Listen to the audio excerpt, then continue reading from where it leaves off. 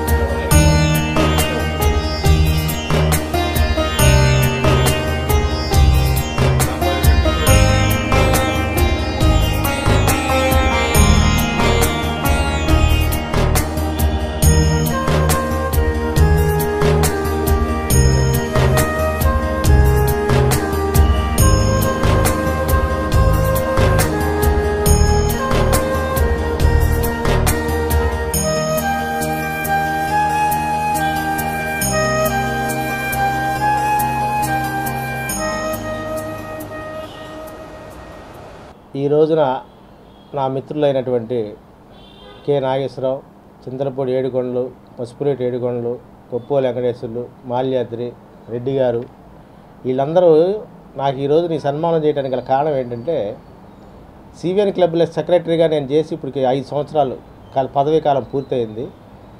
వీళ్ళంతా మా సభ్యులు క్లబ్లో.